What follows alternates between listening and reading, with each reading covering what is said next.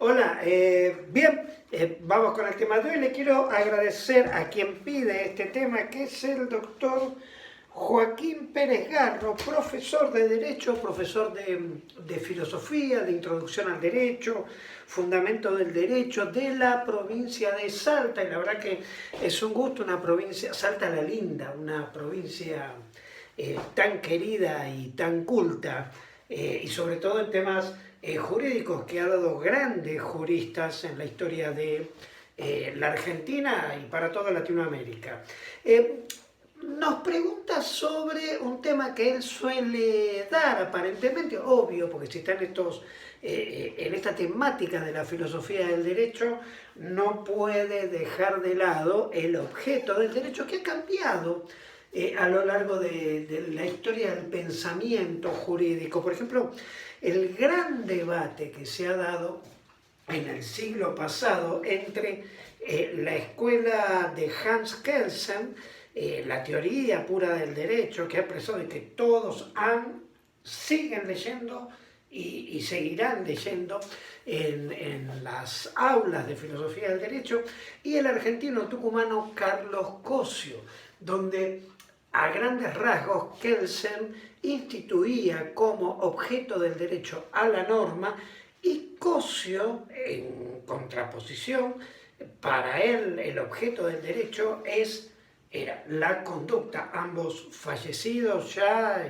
pero las ideas perduran y sigue de alguna manera este debate, que incluso ahora, con las nuevas tendencias de los pensamientos jurídicos, la nueva vida en sociedad, la irrupción de la conectividad, la tecnología, el levantamiento de fronteras en cuanto a todo lo que es comunicación, mercados, etcétera, etcétera, etcétera, esto viene dando un poco por tierra con aquellos pensamientos, y nacen nuevas historias filosóficas, pero hay que tener en cuenta que son dos escuelas muy fuertes, muy potentes, y que han sembrado y desarrollado en el pensamiento de los juristas del mundo, y sobre todo nosotros los latinoamericanos, que seguimos debatiendo fuertemente esto. Bien, para resumir, el pensamiento de Kelsen implicaba que para él el estudio del derecho era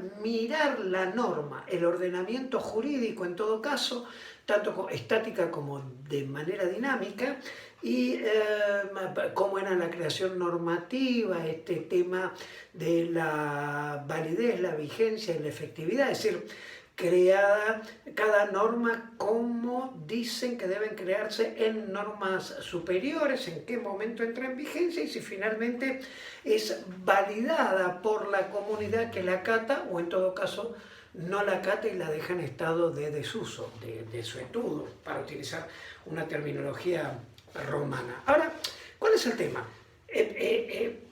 Muy fuerte ha tomado, y creo que es muy lógico, que en las últimas décadas, gran cantidad de décadas, 60, 70 años, la conducta es el objeto del derecho, de acuerdo a las indicaciones y explicaciones de la escuela egológica a manos de su creador, Carlos Cosio. ¿Sí? El tema es así. La conducta es lo que debe determinar la aplicación del derecho, y en todo caso también la creación del derecho, donde el legislador va a mirar situaciones de futuro que pueden darse en términos conductuales y poner allí en términos genéricos una cobertura legislada. El dato fundamental es que la conducta que realizan los seres humanos tiene que emerger de la libertad. Obviamente de la voluntad, pero no tanto, porque hay situaciones que no tienen que ver con la autonomía de la voluntad y sí con la libertad. Es decir, es elección nuestra casi todo lo que hacemos, pero por ejemplo, chocar con el auto a otro auto no es una elección nuestra. En general no lo es, a menos que tengamos odio al otro, no lo hacemos. Pero manejar y asumir la responsabilidad de aquel que conduce un vehículo en la calle, obviamente eso sí es obrar en libertad. El hecho de manejar ya implica que uno voluntariamente asumió esas responsabilidades, las respuestas que debe dar en caso de provocar algún siniestro. Así que, más que la voluntad, yo hablaría de la libertad, el individuo decidiendo. Entonces, a este tipo de personas es a quien se le va a aplicar la norma, dado el dato de libertad. ¿Por qué? Porque el ser humano expresa la experiencia de la libertad en sociedad, es decir, todo lo que hacemos en general tiene que ver con el otro, va involucrando al otro, por eso casi todas nuestras conductas van siendo conducta compartida. Siempre estamos impactando, no somos Robinson Crusoe que está solo en una isla y a él el derecho no lo alcanza. ¿Por qué razón? Porque no hay otro. Simplemente esto, convivir ya implica algún tipo de organización y para convivir de manera ordenada, diría que está la sanción. Al que hace lo que no debe, se le va a aplicar la sanción y si no todo debe ser de una manera específica. ¿Dónde está esta libertad? ¿Dónde se registra la libertad? ¿Dónde se aloja la libertad? En cada uno de nosotros, pero dentro de nosotros, en nuestro espíritu. Para tomar a Aristóteles, de donde provienen estas ideas, más allá de lo físico, metafísico, meta es más allá, es decir, la libertad metafísica, es decir, la decisión, decidir realizar algo. Y finalmente, bueno, fíjese una cosa, con la libertad y la decisión metafísica, en realidad el derecho no puede hacer nada. ¿Por qué? Porque mientras yo no haga nada, eso está en mi intimidad. Y la intimidad, según la Constitución, tanto de la Argentina como de los demás países, está reservada a nuestra interioridad, a cada uno de nosotros. Ahora, ¿qué pasa? Que si yo tomo una decisión en libertad de manera metafísica y paso a los hechos, es decir, la llevo adelante, entonces sí, el derecho ahí puede estar regulando esa situación, sobre todo regulando en términos de lo que prohíbe. Pero fíjese una cosa, si yo soy un individuo libre y decido matar a alguien, metafísicamente no lo decido, disfruto la idea, gozo proyectando el futuro cuando realmente voy a matar a esa persona que decido. Y no hago nada, no provoco el fenómeno, no paso a los hechos. El derecho con esa idea asesina personal no puede hacer nada, está en mi intimidad. El derecho recién va a aparecer cuando yo me dé los elementos para poner eso que estoy decidiendo en los hechos. Es decir, cuando yo provoque el fenómeno. Estas tres situaciones, la libertad metafísica fenomenalizada, la libertad interior, decidida en libertad y llevada a los hechos, recién en ese punto voy a tener lo que se llama conducta. Y esa conducta es la que Carlos Cosio intelectualizó como el objeto del derecho y no la norma. Porque él tenía una idea bastante significativa en esto. Él veía la cosa de dos maneras. Decía, primero, la conducta tiene un pensamiento, una visión técnica. Hay que verla a través de la norma. Entonces, ver el desarrollo, describir la conducta. Como si vos te comprases un teléfono o un artefacto y querés saber cómo se usa, abrís el manual y técnicamente ves qué conductas tenés que seguir para ponerlo en funcionamiento. Y después, lo que le interesa a la sociedad a través de los jueces es la conducta ética. ¿Cuáles fueron los fines? ¿Cuáles fueron los fines?